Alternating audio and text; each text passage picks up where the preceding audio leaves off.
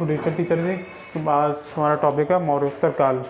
मौर्यों के बाद जो उत्तराधिकारी हुए उनके वो कहलाए मौर्योत्तर काल के। मौर्यों के बाद के जो शासक हुए ऐसे शासकों को कालक्रम को मौर्योत्तर काल कहा जाता है। अब ऐसे इनके उत्तराधिकारी दो टाइप हुए, एक देसी एक विदेशी। विदेशी में से हम पढ़ते हैं पल्लव, शक, हिंद, यूनानी, कुषाण। क्योंकि देसी में पढ़ेंगे जो भारतीय मतलब जो देसी राजा थे। एक्चुअल हुआ क्या था, मौर्य साम्राज्य का जैसे ही विखंडन हुआ तो इसका फायदा उठा के इनके सामंतों ने जगह जगह पर विभिन्न खंडों में अलग अलग वंशों की स्थापना कर दी। तो इसी क्रम में शुंग वंश की स्थापना हुई, कर्ण वंश की स्थापना हुई, सातवाहन वंश की स्थापना हुई। तो मौर्य वंश का अंतिम शासक था वो था बृहद्रथ। बृहद्रथ की हत्या कर दी पुष्यमित्र संघ ने। और पुष्यमित्र संघ ने किस वंश की स्थापना की? शुंग वंश की स्थापना की 185 ईस्वी में। मौर्योत्तर काल के जो देशी अधिकारी इनका टाइम पीरियड है 187 ईस्वी पूर्व से लगभग 250 ईस्वी तक। ये विदेशी नहीं, अभी दूसरे वीडियो में आएगा विदेशी उत्तराधिकारी, विदेशी मूल के उत्तराधिकारी। अभी हम पढ़ रहे हैं देशी मूल के उत्तराधिकारी। तो इस वंश की स्थापना की पुष्यमित्र संघ ने और इनकी राजधानी थी विदिशा। राजधानी का बनाई विदिशा। पतंजलि के बारे में याद रखना, पतंजलि जो है इन्हीं के दरबार में रहते थे और पतंजलि ने एक महाभाष्य भी लिखा। प्लस पुष्यमित्र संघ के लिए पतंजलि 2 बार अश्वमेध यज्ञ करवाए। साथ में एक सिग्निफिकेंस है, भरतूत स्तूप का निर्माण कराया किसने?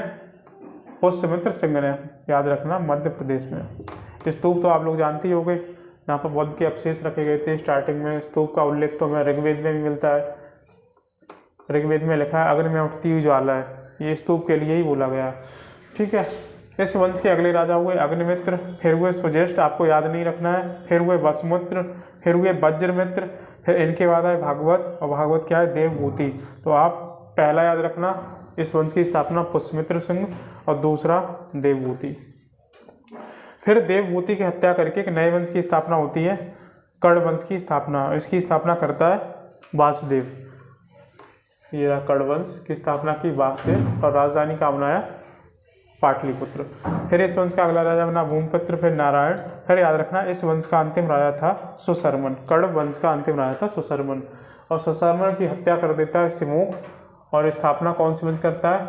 आंध्र सातवाहन वंश की। सातवाहन वंश की स्थापना की सिमुक ने। इसकी राजधानी कहाँ थी? प्रतिष्ठान पड़ता है महाराष्ट्र में। सिमुक के बाद फिर राजा बना कृष्ण, फिर बना सतकर्णी प्रथम, फिर बना हॉल, फिर बना गौतमीपुत्र सतकर्णी, फिर बना वशिष्ठीपुत्र पुलवामी, फिर बना शिवश्री सतकर्णी, फिर बना यज्ञश्री सतकर्णी। तो इस वंश की स्थापना तो सिमुक ने की। फिर इसका भाई था कृष्ण और फिर ये शासक बना सतकर्णी प्रथम। तो सतकर्णी प्रथम थोड़ा बहुत सिग्निफिकेंस इसने काम किए। एक तो इसने अपनी राजधानी अमरावती बनाई, प्लस इसने कलिंग शासक खारवेल से भी युद्ध किया और अमी वंश की राजकुमारी नैनिका से विवाह किया। तो बाद में देखते हैं इसकी हत्या हो जाने का नैनिका भी कुछ टाइम के लिए शासिका बन जाती है। तो याद रखना सतकर्णी प्रथम। अच्छा, एक चीज़ और इसमें ध्यान रखना, सतकर्णी प्रथम ही वो पहला शासक था जिन्होंने अपनी माता का नाम आगे लगाया, यानी सतकर्णी प्रथम। आप इस वंश में देखोगे गौतमीपुत्र सतकर्णी, यानी किसका पुत्र है? गौतमीपुत्र। इन राजाओं ने अपने नाम के आगे माताओं के नाम लगाया। इसी वजह से सातवाहन समाज क्या था? मात्र सत्तात्मक। दूसरा इसमें सिग्निफिकेंस महत्वपूर्ण राजा वशिष्ठीपुत्र पुलवामी 130 से 154 ईस्वी में रहा। कनेरी अभिलेख से जानकारी मिलती है हमें रुद्रदामन की पुत्री से विवाह किसका हुआ था? वशिष्ठीपुत्र पुलवामी का। ये चुप रहो, वशिष्ठीपुत्र पुलवामी का विवाह हुआ था रुद्रदामन की पुत्री से। रुद्रदामन ये वही है जिसके बारे में हमें जूनागढ़ अभिलेख मिलता है। जूनागढ़ अभिलेख संस्कृत में लिखित पहला अभिलेख है। आंध्र प्रदेश विजय प्राप्त करने के कारण से आंध्र सम्राट भी कहा गया। इसने आंध्र प्रदेश पर भी विजय प्राप्त की थी। किसने? वशिष्ठीपुत्र पुलवामी ने। आगे देखते हैं सातवाहन की राज की भाषा थी प्राकृतिक और लिपि थी ब्राह्मी।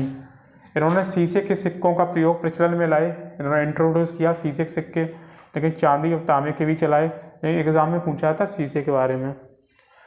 समाज मात्र सत्तात्मक था। अब देखते हैं कुछ प्रमुख राजाओं की उपाधि, कुछ मौर्योत्तर में कुछ प्रमुख राजाओं की उपाधि। तो पुष्यमित्र संघ को सेनानी भी कहा जाता है। अवधविज यानी अचानक से ऊपर उठने वाला, यानी अचानक से राजा बनने वाला। तो अवधविज किसकी उपाधि है? पुष्यमित्र संघ की। सतकर्णी प्रथम की दक्षिणापत स्वामी,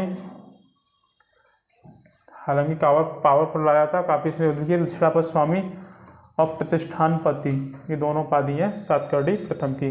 गौतमीपुत्र सतकर्णी की देखते हैं। इसे अद्वितीय ब्राह्मण भी कहा गया, इसे वेदों का आश्रय देने वाला भी कहा गया। तो ये दो उपाधि किसकी है? गौतमीपुत्र सतकर्णी की। फ्रेंड्स, इसके बाद वीडियो लेके आएंगे मौर्योत्तर काल के विदेशी उत्तराधिकारी। मिलते हैं नेक्स्ट वीडियो में। Thank you friends.